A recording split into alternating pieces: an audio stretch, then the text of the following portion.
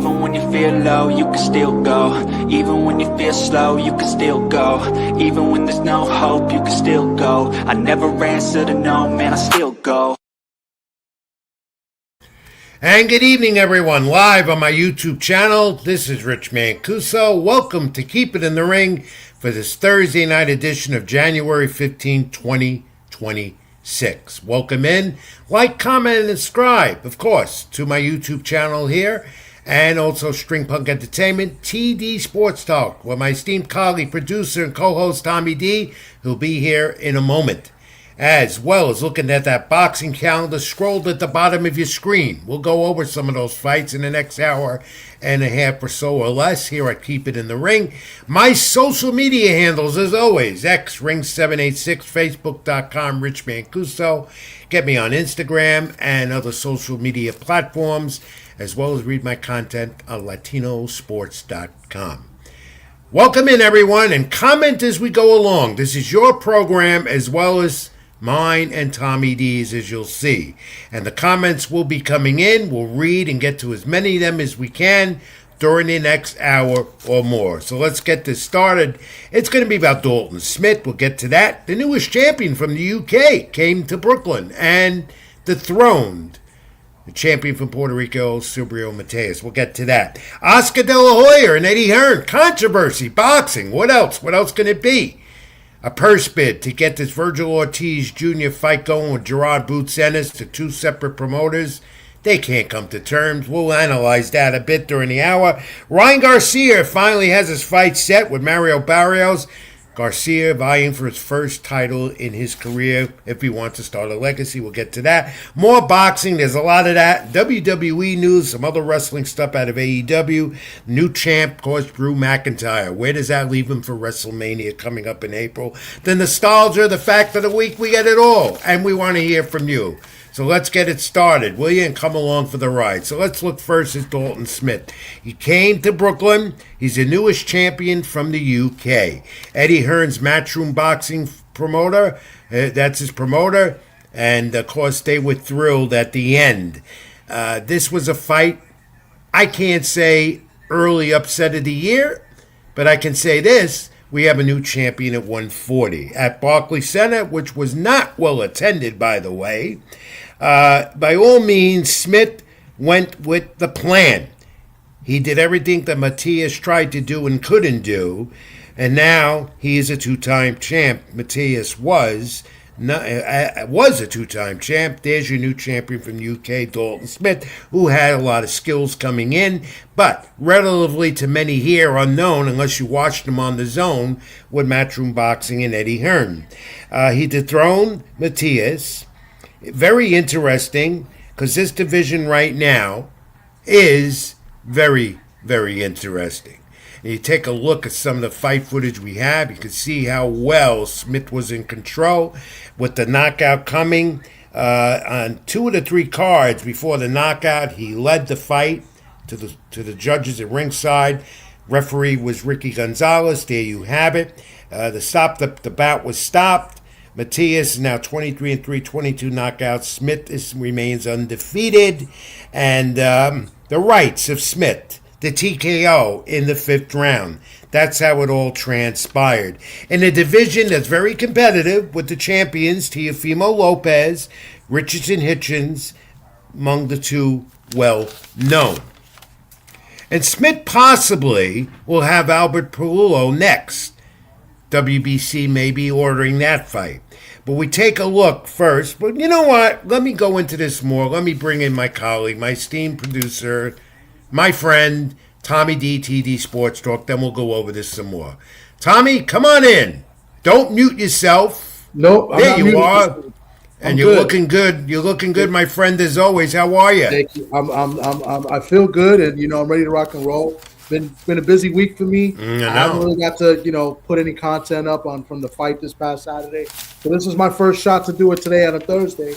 Here, like 5 days later after the event. But Before we go into I didn't make it. Of course, I say I'm going, and I didn't go because something else happened to Rich Mancuso. As always, but I watched it. I did see the card in its entirety on payperview.com. Thanks to them again for giving me the code to get in and watch it. And I saw a very sparse crowd there at Barclays, which was a question coming in that this fight wasn't going to sell here. Were there more contingent of fans from Puerto Rico for Mateus or more UK for Smith? I think it was not much. If I had to guess, I would say about 5,000 people were there. Majority were for Mateus for the Puerto Rican crowd. I would like to also mention that our guy Keith Cologne sold a lot of tickets too. They had their own section, and we're going to get to that. We'll get to his latest win. Tom, before we analyze Smith joining that group of elite champions from the UK that he joins now, you do have some footage of the stoppage, I believe. Do you have footage? Yeah, we have footage of the stoppage. I'll show it right now. Let's take it right now. Only Tommy D could do this for me or us. Go ahead. Let's play it as it unfolded in that fifth round stoppage. The referee, Ricky Gonzalez, Matias objected to it. He thought the fight shouldn't be stopped. We tried to get the referee, Ricky Gonzalez, a friend of this program, on there tonight with us to analyze it, but he wasn't available. We'll get him at some point. But Tom, roll that ending if you have it. And take a look. Take a look at how masterful Dalton Smith is, who has a very good chance to be somebody big here in this division, is he not? Yeah, I mean, listen, this was a great fight. There was a barn burner. I mean, the first round, Dalton Smith looked great. He boxed, and he boxed lovely. He won. I thought he won the first round very convincingly, and I thought that's what we were going to see the rest of the night.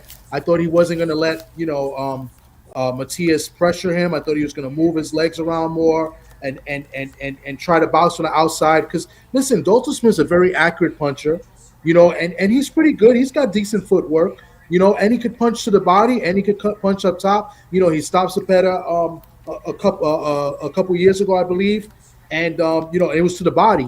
So not the way I envisioned the fight. I was rooting for Matias, but I did pick Dalton Smith to win this fight because I thought there was a lot of distractions. I didn't think Matias looked as good as I would have liked him to look on Thursday, the press conference, and I just thought Dalton Smith was just a better boxer, a better version of Liam Paro that beat Matias. A lot of respect for each other too throughout the whole promotion. Respect, throughout the promotion, but Matias, he said he beat Matias at his own plan. Yet Eddie Hearn now saying also, of course, he was the most ecstatic one after the fight in the ring. He said that Smith now the new superstar at 140. He's in that elite group of champions now at 140, with Mateus out of the picture and would have to climb his way back. Going to take some time if he wants to do that. But this is interesting because here you're taking a look. He joins this elite group of champions from the UK, and the UK has become a powerhouse for the sport with champions. You got Lewis Crocker there, the heavyweight WBO champ Fabio Wardley, Nick Ball, the WBA featherweight champ, who's impressive, and Jazza Dickens, who's the WBA junior lightweight champ. You look at the fighters that have come out of the UK and Dalton Smith joining this group now, Anthony Joshua, Ricky Hatton, and just to name a few, Tom, it's impressive. And I think Dalton Smith has a great chance to be a part of this elite group, especially in a division as competitive and highly contested as 140 is. Yeah, 140 is a very deep division. And, I think news came in this morning that the Ring has ranked him number one as the king of the 140s right now. He just hasn't got a fight. He's going to fight Duarte, and then Teofimo, who is the Ring champion, will be defending that title against Shakur later on this month. So they ranked Dalton Smith. I think the fact that they ranked him one was probably because he came from the UK into the United States, fighting Subriel Matias, who's from Puerto Rico, which is is part of the United States as well. Still coming in with a fan favorite, right? And winning the way he won. So I have no problem with that. I think it's going to change, after the 31st anyway. But All well, power to Dalton Smith with the performance he did. he He did. was hurt. He He was hurt came. badly in the fourth Yeah, he round. was. Yeah, and he came to Brooklyn, and I think he developed more fans after that win too. Oh, he He has definitely did. he has Yeah, I more mean, more. a lot of Yep. respect. It was sad because every Puerto Rican on the card won except for Matias. But I think he earned a lot of respect. The UK Yeah. fans were very respectful as well. They were there and they were they were nice to everybody, and there was no problems. Even though there was a little brawl in the arena, but it There had nothing always to do with the is. UK. There Nothing always is at the Barclays Center. You always see always that there. is, and For I'm not some going to get reason. into it, but Yeah. it was a high profile guy, and that's all I'm going to say about that. And it kind of distracted me in the fifth round because it happened in the fifth round, and I was taking footage each round with the phone, and I missed the fifth round until the knockdown. Like once it was all over, when we turned away, we got a few maybe 15 seconds, and then the knockdown happened. And Happened. word is, Tom, that you and Dalton Smith became good friends Saturday night. Well, we did catch up with him. There was no post-fight press conference, so we were bummed about that because Yeah, both fighters went to the hospital for some both- medical attention. and they both met up in the hospital and they took pictures in the There was hospital. a lot of respect. A lot of Yeah, respect. it was pretty cool. There was some good footage there. And Yeah. then Dalton Smith. Do you ended have up a Do you home. have a photo of you and the new champion? Yes, I do, and that's me and Dalton. Of course, there it is. Add it to your list. But That's Tom, in the where's the Tommy D? Where's the smile? Well, I was upset that Matias lost. So what do you want me to do? But Yeah, nice. much respect. He was there. He had his fans in there. I'll play a little footage. They were in the bar chanting. I mean, it was a cool moment. You got to give it to him. There's a lot of respect. Let me play it real quick for you. Go ahead.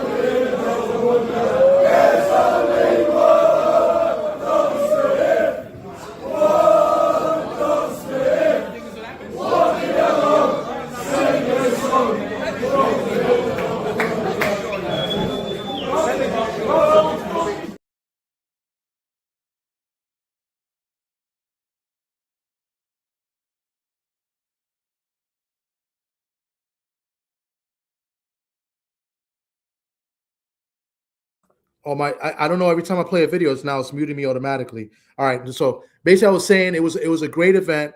Credit to Dalton Smith. Credit to Subriel. It was a great fight. Listen, Dalton Smith didn't have to fight that way, but Matias kind of bring it on to him and made him fight his fight.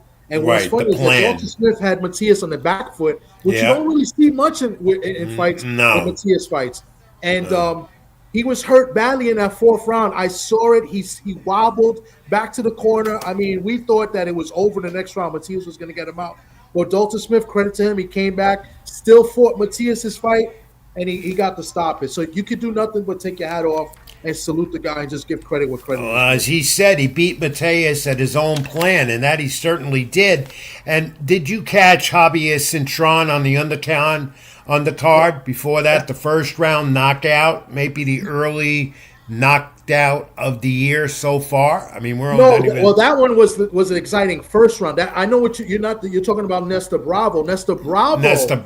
That was in the second round, I believe, and that was a wicked uppercut. Yes, Yeah. I did. That was insane. I mean, and I was sitting in a different area than where I was in the end of the night, and he was facing me. So, like, literally, when he got hit, he was sleeping in the air in timber. It was sick. I mean, you could hear that on the telecast. How the impact of that too. and you could hear it. Came off. You could hear it on in the stadium in the arena. Yeah, as because well. there was just no great. one there. That's Yeah. why. Yeah, But And then, that goes down as the early knockout of the year. big time. Yeah, just the yeah. way he connected and the way And he then just- our good friend here to the program, a friend of yours too, very good friend of yours, and you play no favorites with him, and we tell the truth about him. But Keith Colon, the featherweight out of Newark, New Jersey, 5 fights last year, successful at Barclays Saturday to begin the new year. Now 9-0, all by TK. This is a TKO in the 7th round. Impressive, Tom. He continues to make his message, getting the message across. I'm Keith Colon. You come in here with me. I'm taking care of business. And he's done that. 9-0, all by knockout. And I believe you have some images of this fight. He did. Who was his opponent? Alberto Guaraba from Mexico. Yeah, gave him a couple of tough rounds. He did have with him. Well, the guy is a veteran. The guy had he was like 28-8, if like 36 fights, 34 fights, something like that. He fought Shakur Stevenson. You know, he fought for the title twice and lost. So he's a very experienced guy. And this is the first time, you know, Colon has made it past, I believe, the 4th round. So there's a 7th round stoppage. You know, the guy was surviving in the last few rounds. Like, you know, yeah. Keith had to kind of chase him. But what I noticed watching that fight was that, you know, Keith might have had the in his early career. Granted, this is his 9th pro fight. That this might have been his toughest first few rounds of his career. He had trouble with this guy the first few rounds, and then typical Keith Colon, he did what he had to do. He's got a lot of power, and he's got the speed, and he did it. Yeah, he did it.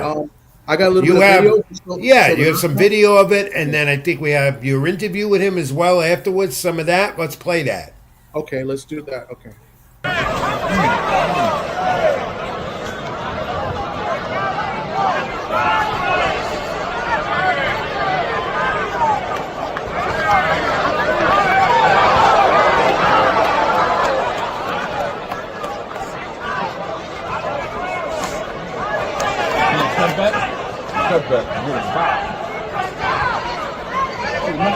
He hit and then try to grab and get back up.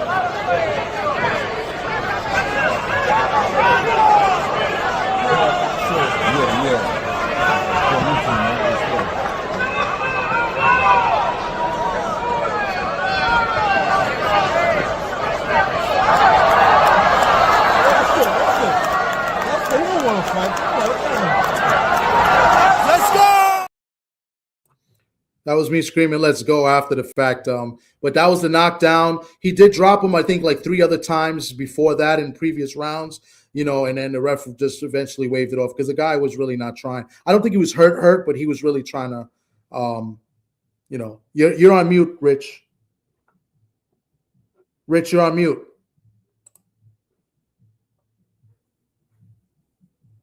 You got to unmute yourself. Rich, he just froze. Hold on. Having technical difficulties here. Yeah, you're on mute. It says you're on mute. There you go. There you go. Oh, God. Tom, you know, I think it's a conspiracy. I think it's StreamYard is acting up. Every time we play a video, it's automatically, it usually take the mute off. I don't know why it's doing it. Well, we're back. Sorry about that. It's a live program, but we're here. We'll proceed. We get through it. Did you spoke to Keith after the fight, Keith Colon? Any idea? Did he tell you when he'd be getting back in there next? He fought 5 times last year, but let's take a look and listen to your chat with Keith Colon after the fight. Okay. What's good, man? I'm here with Tsunami Colon, man, for your 9th win, another knockout, 9 KO, man. How do you feel right now? Feel good. I'm blessed to be able to get out the ring safely and just keep the ball rolling. Okay, and this is the first time you passed, like, what, 4 rounds? Yeah. Was this the 6th round or 7th round knockout? I can't. To be honest, I don't really know. I don't know. I was locked in 6th round. Yeah, see. Yeah, but you know, at the same time, you know, we was getting ready to press the issue for real because he was doing a lot of running, and we didn't want to get caught in nothing silly. So we was still being smart, patient, and just waiting for the later rounds. Okay. Yeah, he did look like he was trying to survive for a little bit in there. So you got a little bit of experience in there. You fought a guy that was well experienced. I mean, was he a little bit awkward in the beginning? He started off slow the first couple of rounds. You know. He was a bit awkward. But I also was just staying composed watching him because I know he was like a little tricky guy, tricky fighter. He was just coming there throwing punches with his head. So, you know, I ain't want any accidents. You know, my main thing is getting a victory and staying clean. Okay. And it seemed like you hurt him to the body a few times. Was that the game plan, or was this something you seen, you know, early in the fight? Nah, throughout the fight, they told me start going to the body. At first, we was just investing with little stabs here and there, but then as the fight went on, they started doubling up, and the toe, you know, it was visible when I landed my shots. Okay. And finally, man, what are you looking to do now, man? 9 wins already, man. You're up to a great start of your career, 9 knockouts. What you looking forward to? The next step up. 26, sorry. The next step up. You know, that's what it's all about. The next step up. The next opponent. He was a guy that fought, you know, for the title, Now we want like somebody more established, somebody that I'm gonna be able to show my skills to, not chase around the ring. Okay, that's what's up. Keith Cologne, man, appreciate you, man. Thank you. God bless you for 2026. Appreciate it. Guys, Thank you. Now, Tom, he knows the game, that's for sure, and he already knows what he's planning in his next fight. Maybe he'll fight 6 times this year, fought 5 times last year. He says the next step up. That's what he said. He wants more competition. He wants to move up this totem ladder quick. I got a feeling in that division he can do it too, as long as he stays active and remains injury-free. Got the right people behind him as well. Gary Starks Jr. is his trainer, I believe, right? Is it Starks? It's one of his trainers. He's got another trainer as well. Abdul Salam is his main trainer. Oh, he's got good people in his corner. He's got a really good team. They got a good stable also in Ironbound in New Jersey. Very good stable. There's a few fighters in there. Nims Abdul Salam and his brother, I forget his name. Josiah Kirkpatrick's another guy, another young kid out of Jersey. They work with each other a lot. So a very, very good young stable. And listen, this is a big year for Keith Cologne, guys, because he just went 9-0. He's going to graduate from Rutgers University, God willing, later on, in the spring. So he's a psychology major. Yeah, psychology major too. And he plays psychological mind games with his opponents. And thank you, Federico. Great fan of the program. Jimenez, throwing punches with his head. Do fighters' team not do that? Does that give away their punch? You want to answer that, Tom? What does he say? He said throwing punches with his head. With his head. Not to do that. Yeah. No. I don't quite understand that. I don't either that much, but I got a feeling he's looking at throwing punches with his head, maybe meaning that he's using his mentality right. Federico, maybe we'd have to get more clarification on that. And thank you also to this latest comment coming in. We want you to comment. We'll read as many of them as we can. Thank you. Slash the like button. I tell everybody to do that every week. Yes, that's the like button. There you go. Anyway, congratulations to Keith Cologne. What is his nickname again? The Tsunami. The Sumani. Well, he's got a Sumani punch, that's for sure. Handles himself well in the ring as well as out of the ring, too. Great win for him, first one of the new year. Over in Germany over the weekend on the Zone, Rudolf Weber Arena in Oberhausen, Germany, on the Zone. Heavyweight. This guy, you got to start talking about him. I like this guy. Kabiel, third round. Darian Kabah. Yeah. Competitive first 2 rounds, Tom, and then it ended. Kabiel 27-0, 19 knockouts, WBC interim title, which means he's headed to something with that interim title status. Alexander Usyk, the heavyweight champ, who's recognized by most of the major alphabet soup organizations, though that's not in the plan. Despite the crowd there in Germany calling for that fight with him and Usyk, it's not going to happen. Maybe next for this young man who's undefeated in the heavyweight division, which has always been the face of boxing. Maybe it's going to be the Chinaman Zhang, the big giant, I call him, or Frank Sanchez. That's the talk. Well, he already beat Zhang. He already stopped him, so I don't know why they would have him fight him again. And Frank Sanchez is I forgot who he's fighting. They're going up in a purse bid with him, and I forgot against who, and it's not working out. Yeah, so it seems to be the theme this week, purse bids with potential fights not coming through. Yeah, but, I don't want to see him. We're going to keep an eye on this guy because he's undefeated. He's in a heavyweight division with Usyk, who reigns, and Tyson Fury's back. But this guy's got a mean punch. And he's a mean body. Yeah, really does. He really does. He's a great body puncher. And I like this guy a lot. And he brings a lot of people. He sells, because he's I think Iranian descent. He's German. I think born in Germany, but he's Iranian descent. So he gets fans from Germany, and I think they want him and Usyk. I don't know if Usyk will be around by the time he could get him. Well, there's word that Usyk is going to fight Deontay Wilder in July in San Francisco, is what I heard. I don't know or what I saw. I'm not too sure if that's accurate. You hear that, our buddy Pedro Fernandez from San Francisco? Yeah. So maybe he'll go to that fight. No, he's in San Francisco. He won't have to get better on go a to plane that and come fight. to New York and go to that. All right, Tom. All right. The drama continues to unfold, and this is drama. Will Virgil Ortiz Jr., represented by Golden Boy and Oscar De La Hoya, Gerard Boutsenis with Matchroom and Eddie Hearn, will they meet this year or anytime soon? Now, here's the story as it keeps unfolding. Ortiz, the WBC interim holder at 154, undefeated 24-0, Ennis undefeated, of course, 35-0, the former unified welterweight champ. Now, of course, you got Van der Zayas in that division looking to unify in 2 weeks. He can say M1 versus Baruch. And so is Matavalov back in the picture. The IBF champ defends against Josh Kelly on that card. Sebastian Fundora is a champion in division. Keith Thurman's up for him, hopefully in March, as they say. The WBC title defense in March would be for Fundora. Now the controversy, Tom, and we got to look into this because De La Hoya and Hearn are disagreeing on splits, the purse splits. As it is in boxing, we always have controversy. As it is when you put a mega fight like this together, and this is considered a mega fight, Ortiz Jr. and Boutsenis, you're going to have controversy, as we see here with the purse splits. Hearn wants 55. Eddie Hearn, according to De La Hoya, he said, did not call me. Oscar is saying he wants a 60-40. Ortiz gets 50% for the winning of this split. Eddie Hearn saying 55% to Ortiz, 45% to Ennis. So, this is crazy.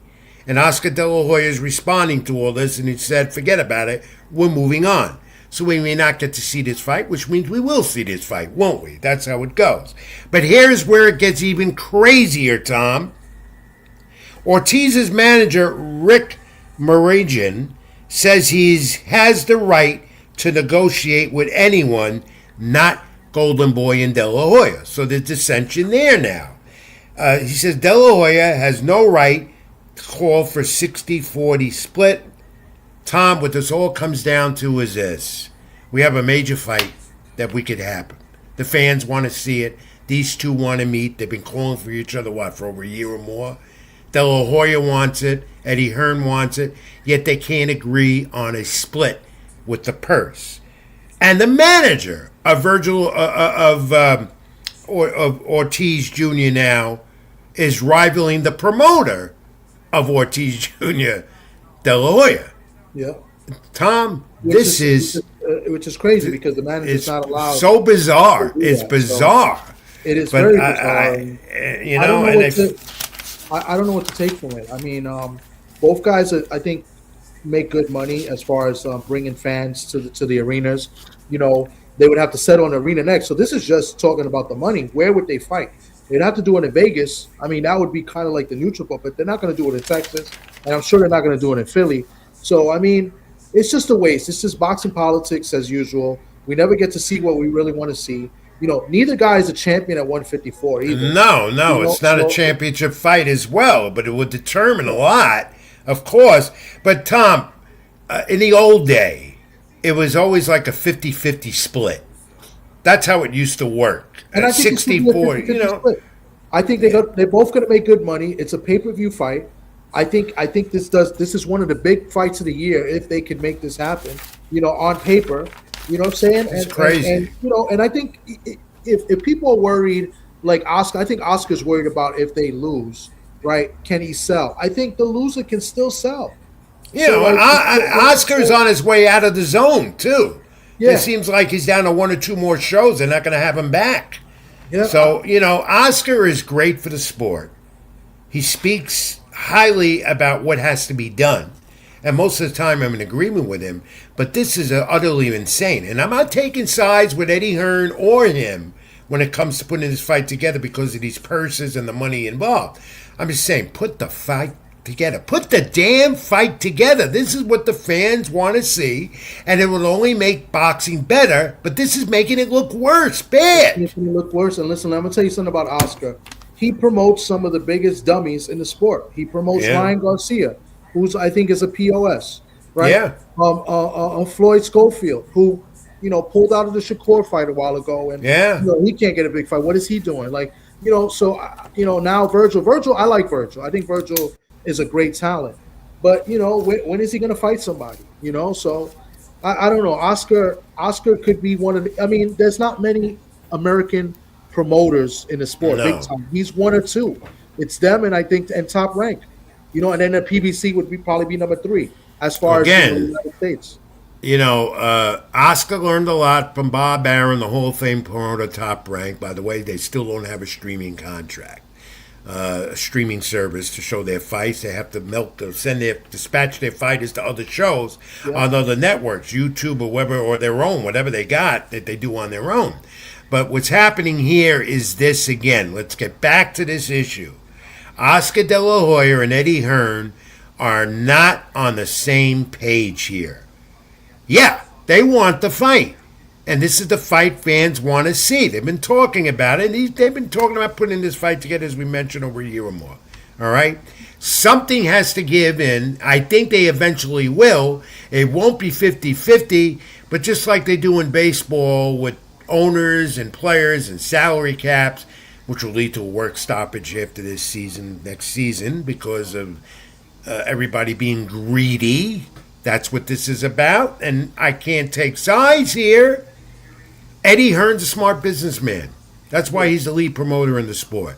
Oscar De La Hoya knows the sport, having been a great champion. He's a Hall of Famer.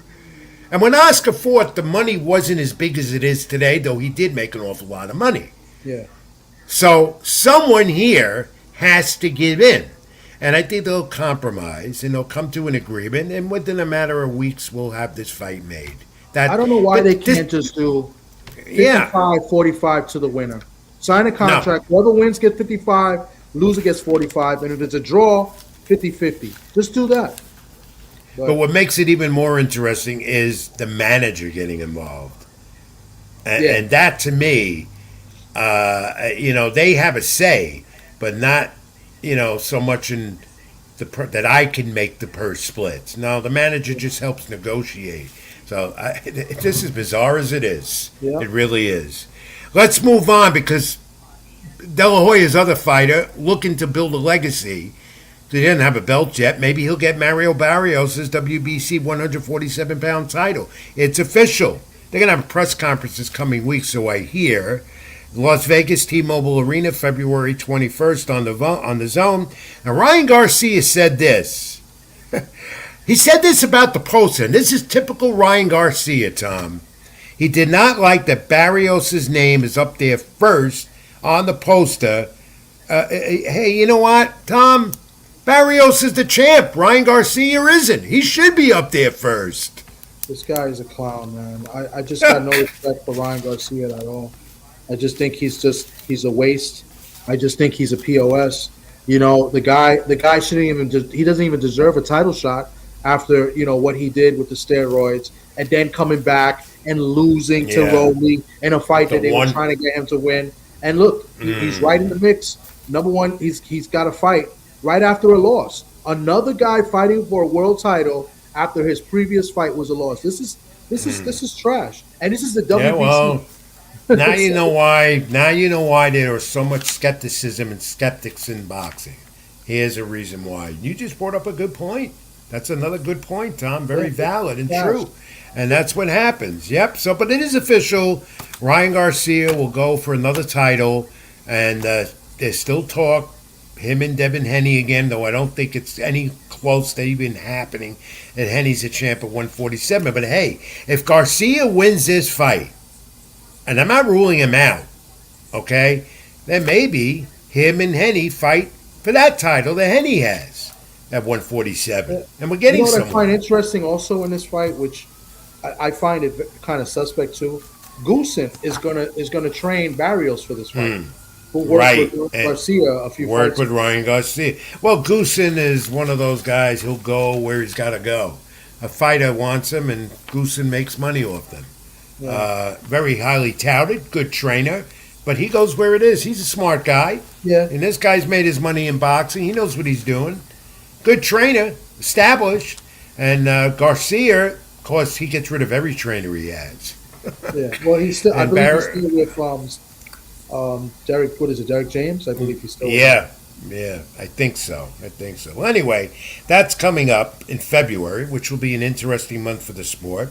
And then the WBO, Tom, is ordering a purse bid for Cherise and Diego Pacheco, 168, for the vacant WBO Super Middleweight title.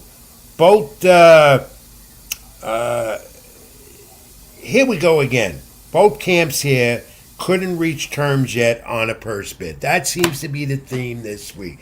The WBO is ordering this fight because the two teams, Cherise and Pacheco, and Pacheco's with Matchroom.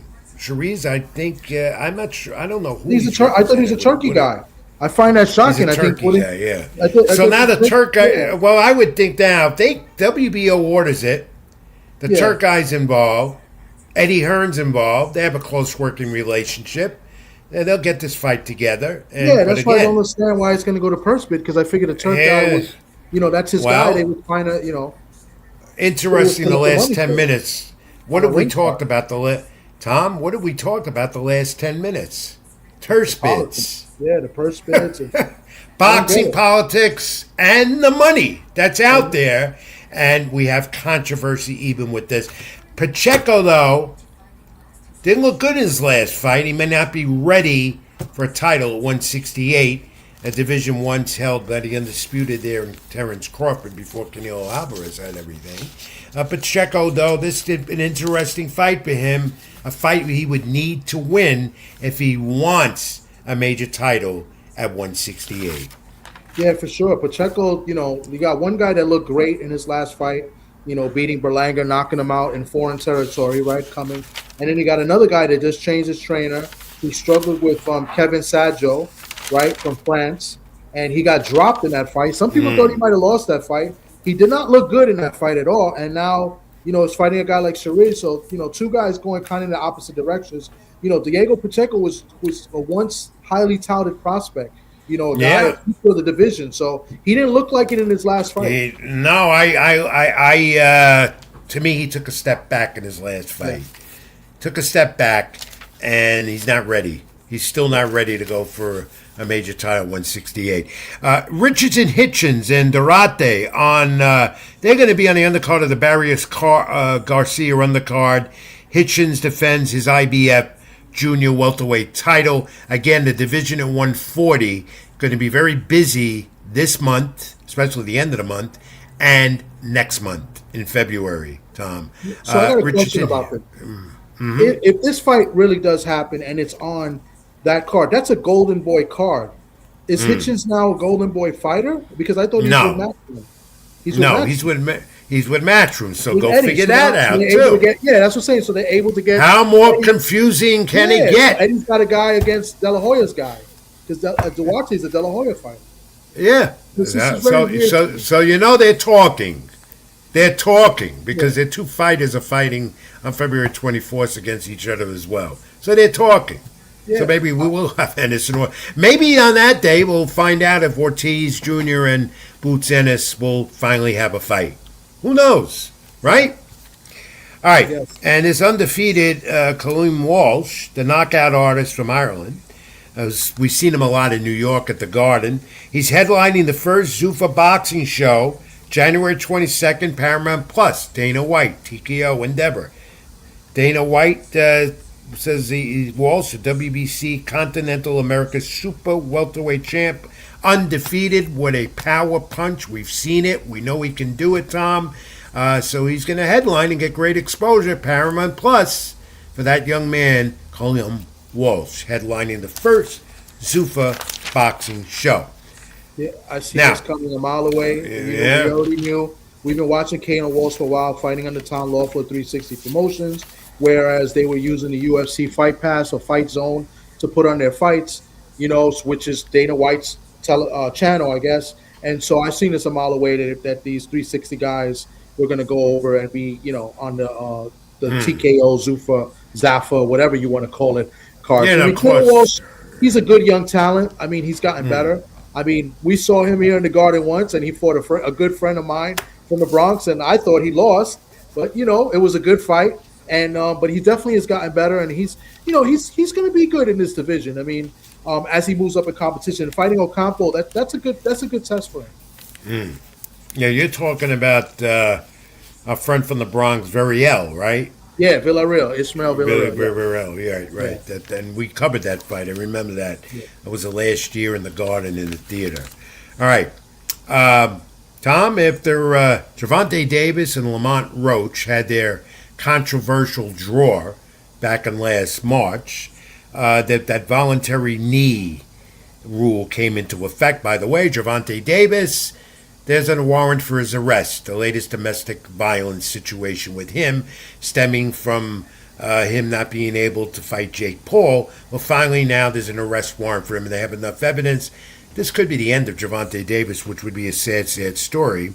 But here's the thing here, based out of that fight, remember, Gervonta took a voluntary knee in that title defense against Lamont Roach in the 9th round. Initially, the referee Steve Willis administered a count. That's where the controversy came in.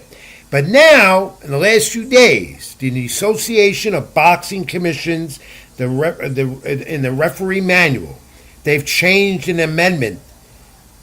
The National Combat Sports Summit is where this happened.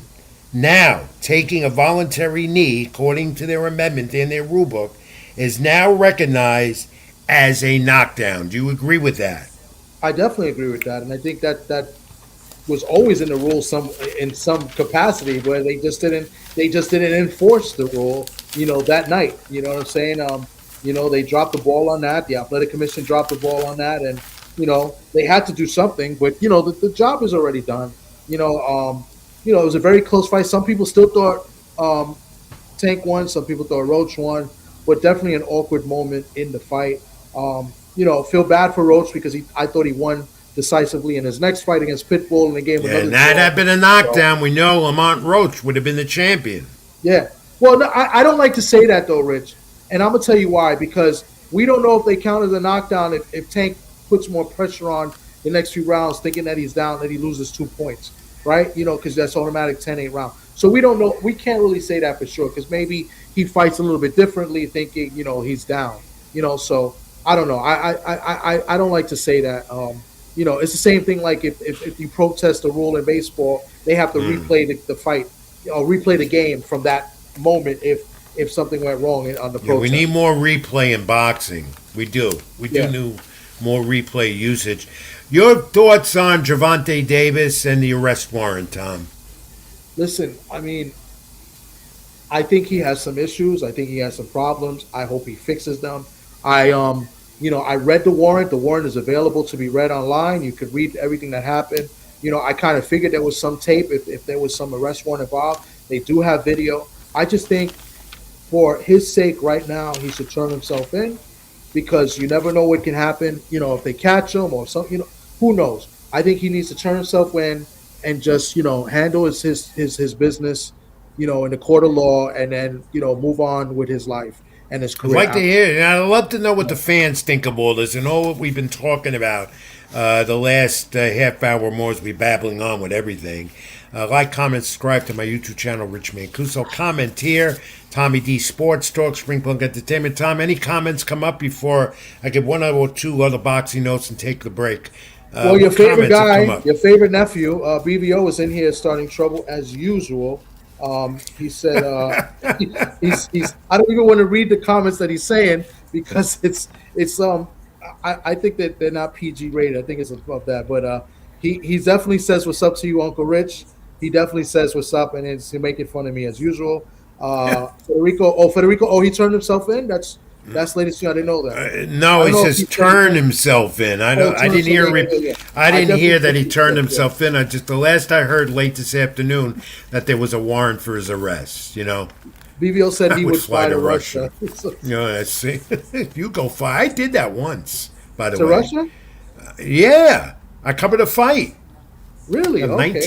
1982, 83. I even forgot who it was, but I was dispatched there by a couple of fight managers. They asked me if I could take the trip and represent the fighter out there. And, well, hell, I got a good story out of it, and I got a free trip to Russia. I may have a few people that went to the Soviet Union before the revolution ensued there on the Gorbachev era.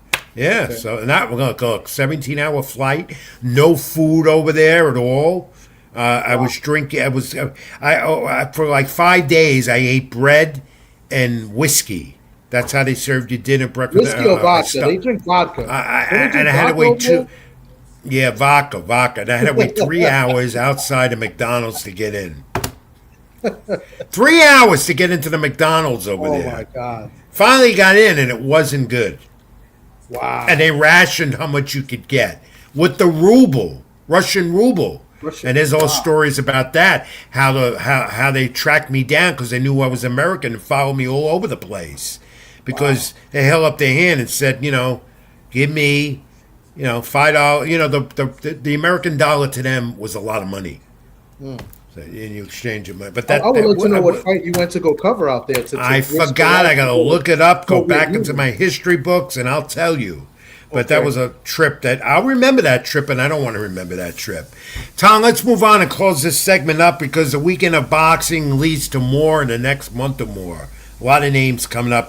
Of course, January 31st, we're going to have 3 big cards, including Teofimo Shakur in the Garden, Xander Zayas defending his title, junior middleweight title at the in San Juan, Puerto Rico, among some other. We'll analyze more of that next week or the week before. Rohan Polanco's on the card, taking on Christian Gomez. But Golden Boy and De La Hoya have a show tomorrow night, and that might be one of his finales with the Zone, as we said, Palm Desert, California. And here's the thing here.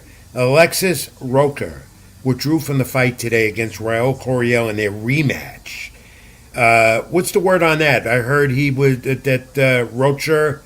This fight was going to be important. Had a lot of implications in the welterweight division. The first fight was great. It was a great first fight. Everybody was looking forward to this. The rematch. The first fight ended in a. Some people thought it was a little controversial. And what did he pulled out of the fight because of health reasons? He said he was not feeling. They said he was sick. That he struggled to make weight. And he got sick because of struggling to make weight. So he pulled out the fight. So I'm not sure. From what I read last, no, they were trying to save that main event, and they can't. The last word, they had the weigh-in today, so that fight is off completely. No opponent now for Coriel, but I want to see the exciting young man. I met him once, Scrappy John Ramirez, the bantamweight. He's in action. I want to see that tomorrow night on the Zone. I haven't seen him in a while. Yeah. Yeah. Okay. He's a character, and he's a good fighter, too, in the bantamweight division. And, of course, next weekend, we'll talk more about it coming up next week. Raymond Moratella 8-0 against Andy Cruz 8-0. IBF lightweight title. And Madravanov returns on that card as well. So next weekend's going to be a lot of good boxing. And the Moratella-Andy Cruz fight, who I felt 8-0, getting a title shot.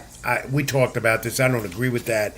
But you say he deserves that. I don't at 8-0, but he's a 32-year-old Cuban. I guess he's deserving of it. And, he's a superstar in the sport. Let's face it. They say they got a new opponent, Panther. I don't even know what that is. I didn't see that. So heads up and thank you to who put that up? Champ Ross? First it was Panther. We'll look that up. So good for Coriel that he has an opponent because you hate to see a fighter put a lot of work in the gym, the sparring, the working out, and then weigh-in time or the day of the weigh-in, you feel your opponent is off. You hate to see that. How many times do we see it? You hate to see it, so I'm glad for Coriel. It's frustrating for the fighters and the fans. It's very frustrating because that was the main event. But that seems to be a good card out there tomorrow night on the Zone. Oscar De La Hoya, Palm Desert, California. All right, Tom, we're reaching the first part of the program over. A lot of good talk. Like, comment, and subscribe to my YouTube channel, Rich Mancuso, Tommy D Sports Talk, String Punk Entertainment. Like the Facebook Keep It in the Ring page as well. Fact of the week, Tom. You ready? Oh, let's do it. Fact of the week time. Last week I didn't get it, so I got to get. You might get this one, but Okay. here we go. Listen carefully. Fact, not and trivia. people in the comments, you could try to guess it. Yeah, too. of course. Sugar Ray Leonard won 36 of his 39 fights as a pro. The Hall of Famer with 25 knockouts. He beat Marvin Hagler. He beat Wilfredo Benitez. He beat Tommy Hearns. He beat Roberto Duran. But his toughest fight, what was his toughest fight, according to Sugar Ray Leonard, among that group? Gotta be Duran. He lost to Duran. No, he didn't say that was his toughest fight. So His toughest fight, he said that wasn't it. He didn't. I was shocked too when I got this fact. Tommy It wasn't Hearns? Duran. Yeah, it was Tommy Hearns, How Tom. many times he fought Hearns? He fought Hearns. He fought twice? Hearns September 16th, 1981. Yeah, one of them was a All right. controversial draw. In Vegas, that was a 14th round TKO. Yeah, All right. and he fought He's- again to a draw. And he fought him again to a draw. But that one, he said, of September 16th, 1981, determined to him then that Tommy Hearns was his toughest fight. Toughest fight. Wow. Okay? And he said, out of the top guys in his weight, he was the biggest, the tallest, the fastest, the most powerful, and he could not make a mistake against him. If he did, he was done. But he didn't make a mistake against him. So that was a fact. You got it. At least you got some of it, Tom. Good. I had 2 tries. I mean, that wasn't a hard one. That was pretty good. That was pretty easy. All right, I mean, well, you gave me a choice. It was I like a had to- multiple choice. Yeah, So, well, you're not getting multiple choice next time. next week, that's all right.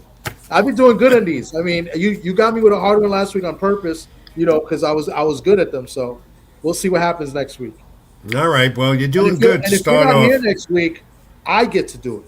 You'll get to do it. And You I come up always with put, like, a one, little twist on and it. they may not be here next week, so you'll have the keys to the floor again. All right, let's take this brief timeout. To keep it in the ring. I'm Rich Mancuso. That's Tommy D, TD Sports Talk. Like, comment, subscribe to my channel here on YouTube. Do that. I would appreciate it. Tommy D, also Stream Punk Entertainment. Like the Facebook page. Also keep it in the ring. Back with the pro wrestling and much more. Stay with us. I'm Rich. This is Tom. Keep it in the ring. See you in a few.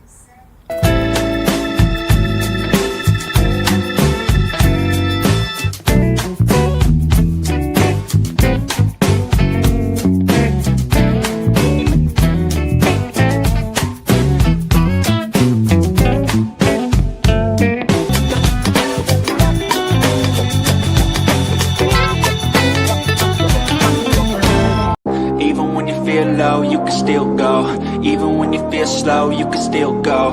Even when there's no hope, you can still go. I never answer to no, man, I still go. And we're back. Well, I'm back. Rich will be with us in a minute. Give us 1 minute. Let me look at the comments while Rich makes his way back. BBO always in there, making me feel good. Why I did not let BBO talk to T.O. his favorite fight. I'm gonna leave that there because that's Rich. That's for Rich. And we might get T.O. next week or the week after. So I'm gonna remember this, and we're gonna let Rich know when he gets back on. He's coming up shortly. So I got you. So Rich, let me know when you're ready, and then we'll rock and roll. But I want you to read that comment on the screen too. Oh, I'm back. Okay. Rich is back. Rich, I want you to read the comment on the screen. That's from. I'm sorry about that, but I'm sorry I lost you after the break. But fans, we're back. Keep it in the ring. Thanks for being with us. What is it, Tom? I want you to read that comment from BBO, your favorite guy. Yeah. He calls me Radames. So he asked me why I did not let BBO talk to Tio, who is his favorite fighter, and I said it was not my fault that I blamed you, Rich. So. Why'd you blame me? Because it's your show. he doesn't understand that. Yeah. Up to you, Fimo, on soon again. Yeah, we're hoping to get him. Hopefully, during the fight week. Try to get him. So Right now, I try to get him on tonight because he's busy training. He's in the final stages. Fight is 2 weeks from Saturday. So right now, even try to get Xander Zayas too. And same thing. Top Rank told me he's done his media obligations until fight week. It's understandable. These guys have to focus. You know, you even try to get Ricky Gonzalez, the referee of the fight. Right. Week. It's not easy booking guests, and when we do, we're very fortunate that we get them. Yeah. But they'll be coming. In the meantime, it's me and Tom going solo. Yeah, great supporter. Yeah. As all of you are out there, we appreciate it. And as now we can get into. I missed the commercial breaks. Was my favorite pizza commercial on? No, I did. I saved that. I saved it for the next one. Okay, good. Good. All right. I need to see that. Pro wrestling talk. A lot of buzz here. A lot of talk. All right. Of course, the Royal Rumble, also January 31st, WrestleMania season. The arena in Riyadh, which is ridiculous why they're having it there, and then WrestleMania will be there next year. Riyadh, Saudi Arabia. It's not ready yet. It's still being constructed. They say they'll be ready. I don't get it. Anyway, the winner there. January 31st is a big sports day. I don't know how. I don't know when it's a week before the Super Bowl too. Yeah. So it's crazy. And a week before the Super Bowl, but the Royal Rumble is usually everybody's favorite event. Yeah, because it's the beginning of WrestleMania season officially, and of course the talk here going in is. Where does Braun Breaker go now? He was suspended by Adam Pearce on Monday Night Raw. He's putting his hands on an official, Adam Pearce. And so that storyline continues. You will see Breaker in the Royal Rumble, though, and probably win it and go out. And the CM Punk story continues for that world title. That's interesting. And then, of course, Drew McIntyre. McIntyre finally got his redemption. And the question is, why was McIntyre crowned the new champion? As Cody Rhodes now loses it, and McIntyre finally got to do it in front of a crowd. And this caught a lot of people off guard. And the prevailing feeling and what you're getting from your sources and everything, where's this going basically into WrestleMania? Where does this set up McIntyre? Does he still have that title going into WrestleMania? And he slept with the belt, too. That's how to get a good night's sleep, by the way. Sleep with your championship belt. I didn't see this coming at all. I didn't think he would win. I guess they did a little swerve where, the cage match. And, I guess they both agreed to it as well. I think Cody was Rhodes is going to take Rhodes is going to be involved somehow in the Royal Rumble. McIntyre will not defend the title at the Rumble, but it's probably going to go into Mania with the Rumble or the Chamber, Elimination Chamber. The thing is, the implication of this is now Cody Rhodes, Roman Reigns, and we're going to have that again at WrestleMania, the third time. That's what everybody's thinking this is leading to. Yeah. Or does McIntyre have someone else? It's very, very confusing, and this is exactly what the WWE wants you to do. They want you to think about it. Yeah. They don't want to make it predictable. And sure enough, they've achieved that purpose now that Drew McIntyre is the champion. And we'll have that title at least to the Royal Rumble. Which is good. This is what we want. We don't want it to be so predictable. He's going, even though I do think it's kind of predictable. And I do think Roman Reigns is going to win, but I'm going to take a wild card, say Braun Breaker wins. But I think they're going to set it up for Roman Reigns to win the Royal Rumble. So that part is, to me, pretty predictable. I hope I'm wrong. But this is what we want as wrestling fans. We want to see something different. We want to see change, So you want to hear all the rumors and speculation and not make it so predictable. And they're turning this, they're curving that around a bit because usually it's been very predictable. This one wasn't. Did not see this coming at all. Did not see this coming at all. No, Drew McIntyre was going to get that title like that. Cody might have a new character. May have a character change as well. Okay, possibly a heel turn. There's been a lot of hints of that.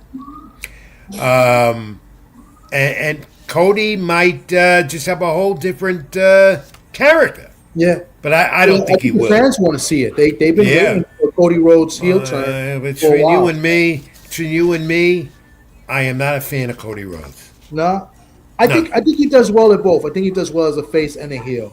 You know, Yeah. I like Cody. He's a good on the mic. He's a decent worker. You know, so I have no problem with Cody. I think he's fine. You know, All right. So, congratulations, Drew McIntyre. He finally got his redemption. And he plays that role well as the heel champion, too. Chris Jericho, most likely, Royal Rumble debut. That's the talk. Judgment Day, you can see that coming. They're going to break up. Finn Balor's going to go back to, the devil look yeah, it's on a his Phenom. own. Was it Going to the go the Phenom? Phenom solo. Yeah. Dirty Dom is on the injured shelf at least for another few weeks. Liv Morgan, there's dissension with Raquel Perez, and all that with Raquel. Yeah. There's dissension there. Judgment Day is finally going to break up. Finally, it's long overdue. Now, Gunther and AJ Styles. This happened Monday night on Raw from Germany at 2 p.m. Eastern. That's ridiculous because WWE once again is on their European tour. So you have to find the times when their live Netflix show is on for Monday Night Raw or SmackDown. And Gunther is eventually going to be a heavyweight, not a heavyweight champ. Maybe he's in store for McIntyre. AJ Styles is going to retire, he says, this year. That's the talk. Of course, he didn't beat Gunther beat him and tapped out, then didn't tap out. But you know what, Tom? Do you like Gunther?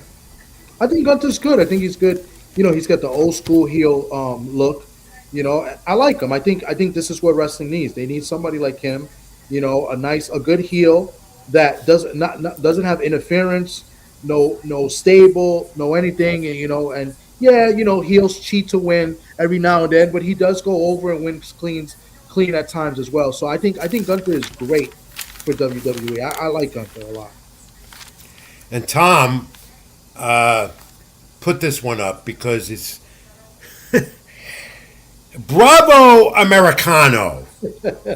Not El Grande Americano. Chad Gable's going to come back, so this is going to be interesting who the real Grande Americano. And I'm excited for it because that's my guy.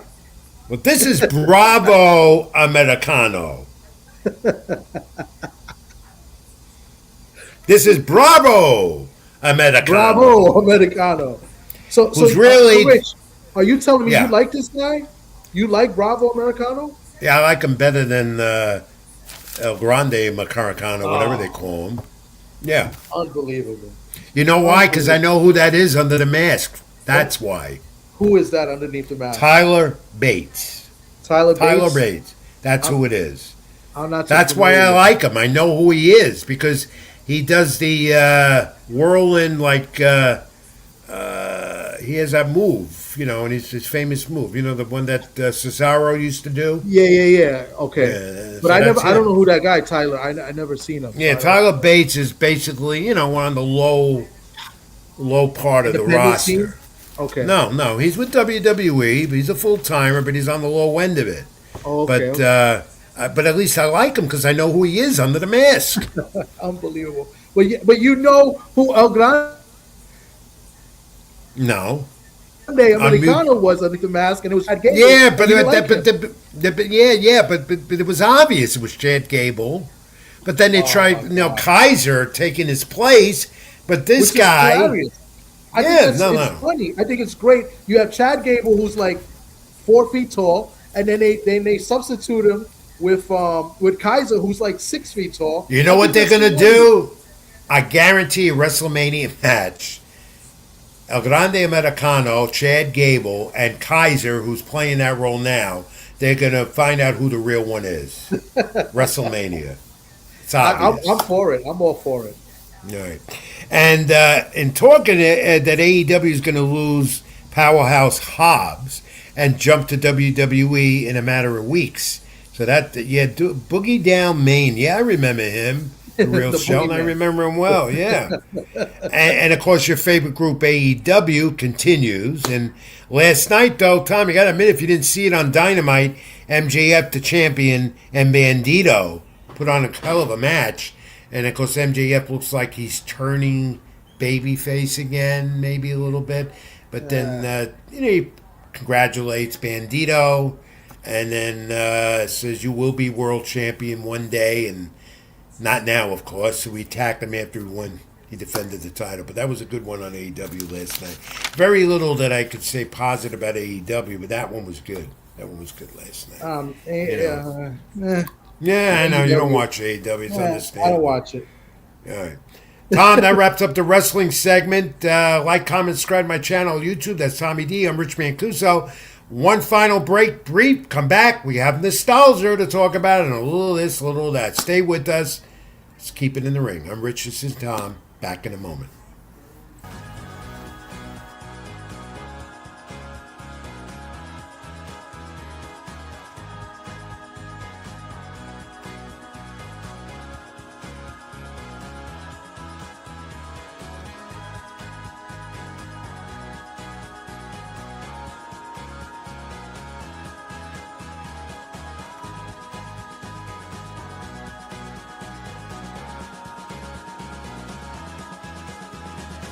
Even when you feel low, you can still go. Even when you feel slow, you can still go.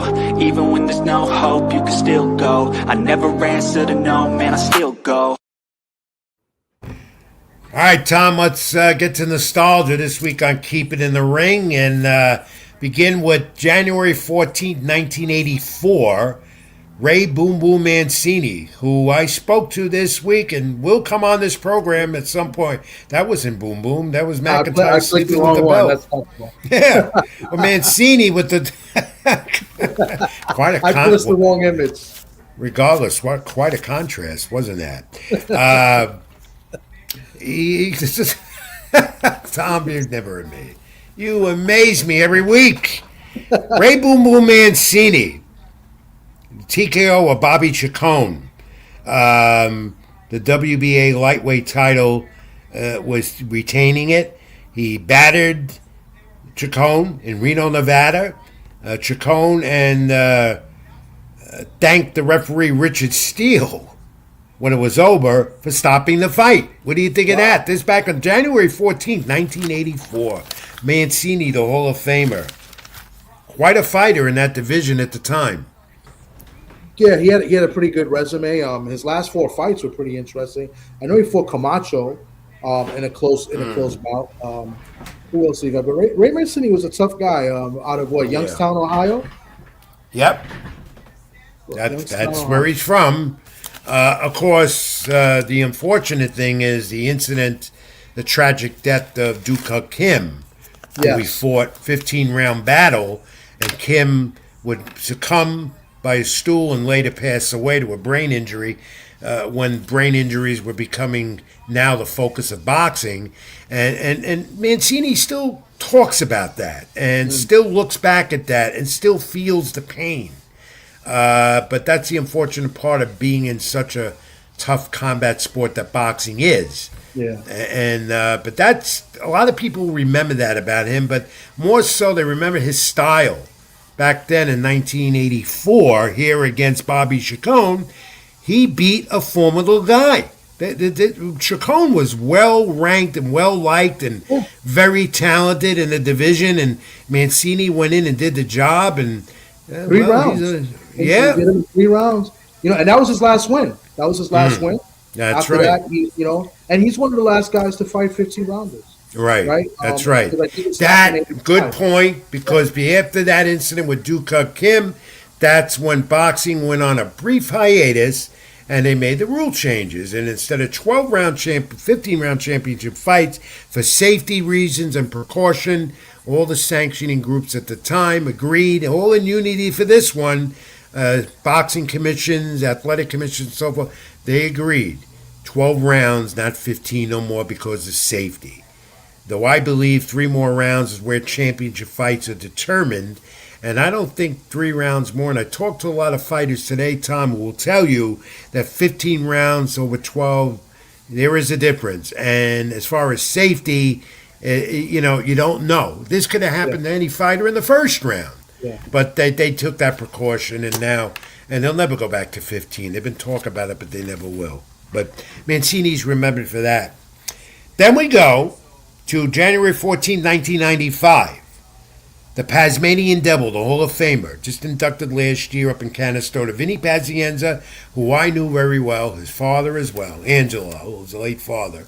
I went to his first pro fight from his home in Cranston, Rhode Island, to the Province Civic Center in a limousine. We got to meet each other, and we got to know each other before that. That's how that happened, extended the info. Well, Pazienza became a great champion. From then, he got injured, of course. He suffered a car accident, sustained a severe neck injury, was going to be paralyzed, was walking again, though. Great recovery. Even, I think he fought again after that as well, once, right? He defeated here No Mas, the legendary Hall of Famer Roberto Duran, 12 rounds, super middleweight bout, Atlantic City Convention Center, January 14, 1995. Remember it well. I covered this one in my young career. Tasmanian Devil, his second fight here in 6 months against Duran. 32 years old. He wore down the 43-year-old Roberto Duran in the later rounds. That was a pay-per-view broadcast, by the way, in Atlantic City on the boardwalk. What do you remember about Vinny Pazienza, Tom? That he was crazy. He was nuts. And both fights were pretty good. I don't remember the second fight. I do know in the first fight, I mean, Pazienza was just a younger guy and just like outworked him. But he did get dropped in that fight. I remember he got dropped in the first fight against Duran, in the middle of the fight. But that's all I pretty much remember. But Pazienza, he was decent. But if you really want to know how I remember Pazienza was when he lost to Roy Jones. And I don't think he landed a single punch in that. No, he didn't. So that's what I really know Pazienza for. But I have that fight poster, by the way. I have it. I do have it. I stole it from the arena. Back then they had them. They had them lying around. Okay. No, I heard good things about Pazienza. He's good with the fans. He talks to people like he was fantastic. Guy, and he came from the old school adage of boxing that I come from. So you could talk to him. It was old school. And let's face it, Tom, great champion as well. Tasmanian Devil, fit his name real well. Yeah. You know what he said after that fight to Duran? What? He said to Duran, "You hit me the hardest, and you were 90 when I fought you. 90 years old when I fought you." That's what he said. That was the humor in the Tasmanian Devil, Vinny Pazienza. So we don't have videos of it. We weren't allowed to put those ones up. But we do nostalgia each and every week here on the program. We love doing it. Hope you do as much as we do. All right, Tom, put this up because I came across this top boxing rematches. And I want you to analyze this. And here's what I look at. Top boxing rematches that I can look at as, to me, the best. Leonard versus Hearns, that era of the 1980s. Ali Frazier, of course, in the 70s. No one will ever forget that. Historic. All good ones, though, on that list, Tom. De La Hoya Chavez, I could do without. I don't know why that's up there. I mean, they don't have Corrales and Castillo. No, that was so weird. No, that could have very well been there in the top three. Yeah. Gotti Ward is not there. I mean. I'll tell you why. Remember now, we're talking rematches. The first Corrales Castillo fight was epic. We know what happened there. Corrales come off the mat. Bless you. And came off and wins the title after his mouthpiece comes out 2 times on the mat. The other two weren't as dramatic with controversy, of course, still with the weights.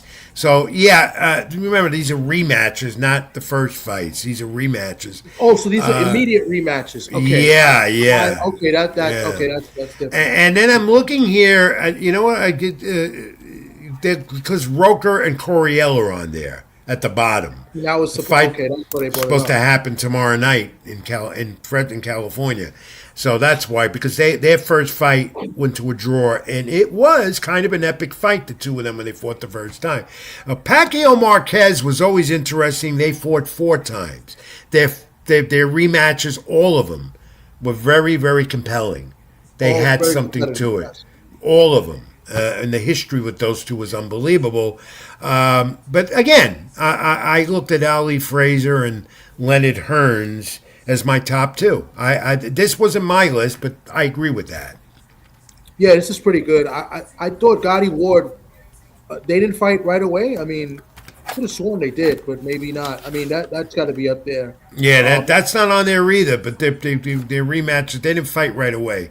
They had the Okay. three epic battles, of course, the trilogy, Gotti Ward. But I thought we'd show that out this week, shout it out, because that's interesting boxing history right there. September 12th, Tom, Canelo Alvarez is coming back. It's official. So according to the Turkeye, he said on Instagram today for a world title, September 12th, Canelo Alvarez will try and get another title. That's probably going to be Saudi Arabia because he's What fighting. do you think for he's going to fight? He's probably going to come fight me or you. I don't know if he's going to fight I don't anybody know. good. I don't know. Without there, I don't know. It looks Long like time he- between now and September. I But he's hope got a some fight time, set up September 12th. September He got a few 12th months to in get Saudi ready. Arabia. Because he's going to fight Yeah. somebody like me or you, I promise you. Yeah. Oh, I don't know. We know it's not going to be a rematch with Terrence Crawford unless Crawford says, I'm coming back. All fighters always come back, don't they? I think And we Tom, got to get BBO ready. Let's get BBO ready. I think he'll fight BBO. That's who we're going to get. Canelo, BBO, no. September 12th. No, BBO and you. No, together, we got a better shot. Yeah. How about this? Ready to get the stamp? I will. Muhammad Ali, January 15th, a stamp in his honor. U.S. Postal Service. In his hometown of Louisville, Kentucky, it'll be unveiled. It was today they did this. We don't have Yeah, images of the it. 15th, But you can officially get a Muhammad Ali postal stamp. I will get one or two of them, and I won't use them. We don't mail things out like we used to anyway. But I'm definitely getting that stamp. What is the cost of a stamp, Tom? I don't even know now. I mean, who mails anything? I don't. I have Very no rare do I idea. That's a mail. very good So I have question. no idea what a stamp costs. But for this, 30 I'll years pay. ago, we would know. Yeah, yeah. I remember when a stamp was 5 cents, Yeah. and I had Wow, hair on yeah. my head. But Muhammad Ali has a stamp in his honor. All right. Thank you, Frontline, and thank you all. Frontline. TD panel, chat familiar. We appreciate all your support here at Keep It in the Ring each and every week live. My YouTube channel, like, comment, and subscribe. Tommy D Sports Talk. Like the Keep It in the Ring page. And finally, 60 years ago this week, my favorite, you call it sitcom, adventure show. It was funny. Growing up, my hero there, the Riddler, That's a hero? Catwoman. Oh, yeah. I dressed up like him at Halloween when I was a kid. This is a Batman classic. I thought I'd bring it up. And the reason I brought it up, because out of those four, you know Burgess Meredith, right? And you know his role in the Rocky movies, right? Who's that? Burgess Meredith, the Penguin. Oh, okay, yeah. And he was the trainer of Rocky Balboa. Yes. A movie I never saw and I never will, because to me it was all bullshit. It wasn't real. All right? You never saw Rocky? No, I only saw clips and I will never see it. I don't want to. I have no interest. Oh, I made up with the Rocky statue in Philadelphia. I did make up to the statue. I made up to Oh the my statue. God. I can't. Yeah. I went up there and I apologized, but I never for a Rocky movie. No, and I won't. But Burgess Meredith was the trainer of Rocky Balboa, the Penguin in Batman. That Cesar Romero was the Joker. He played a good role in that. Frank Ocean is the Riddler. Julie Newmar as Catwoman. Oh boy, you watched Catwoman when you were a kid, but I was like 6 years old then. 7. 60 years ago. No, I was 8 years old. Giving you my age. Catch Batman on your local wherever. Congratulations. They're still running in syndication wherever they are. And watch Burgess Meredith. Tom, could you laugh like the Riddler or the Joker? No, I don't think I could do that. No. No, I can't do it no more. I had a perfect Riddler laugh. Really? I thought I did it one time. We laugh at boxing. We laugh at a lot of things. We do here on the program every week, an hour or more. We have a lot of fun, informative. We enjoy it. Hope you enjoy it as well. Like, comment, and subscribe to my channel on YouTube, Rich Mancuso. Like to Keep It in the Ring page. Don't forget, fans, my social media, X, Ring786, Facebook.com, Rich Mancuso, Instagram, read my content on LatinoSports.com. Take a look at social media during the week to find out when, where next week we're going to be, what time, live. Tommy D Sports Talk as well. Where can they find you, Tom? It's hard to find you. You do so many things on so many shows, so many platforms. How did they get you? I've been very busy. I haven't really posted any material until today of the fight Saturday. So I will try to be on tomorrow night live. I don't know if we're going to talk football playoffs. You know, we got a big game Saturday. My Seahawks, they taking on the Niners Saturday. So Super Bowl bound. That team's Super Bowl bound. Seattle against Denver. That's my pick now. Don't jinx it. Don't jinx it. Listen, I'd be happy to beat the Niners, who I cannot stand the most out of any football team. So that's what we're looking for first. Beat the Niners, and then next week we'll worry about whoever plays the Rams or the Bears. Well, the Niners are hurting. They don't have what's his name, Kittles. He's gone for the year too. They're banged up. A good quarterback in Purdy. You know, my baseball season is coming in quick. It'll be here before you know it. Pitchers and catchers are coming soon. So yeah, it's like 22 days. Yeah. Or less. So I think maybe tomorrow will just be a straight up sports show. It'll be a Friday night sports talk. Because I had some interviews lined up as well. I was supposed to interview the #1 ranked lightweight in Puerto Rico. I'll probably do that next week. I got to talk to my guy Ricardo. Supposed to have him on, and then I had another interview lined up with another guy. So, so I just been very busy. So tomorrow night we'll just have like a free sports talk show. And, all right. You know. I'll try and click in.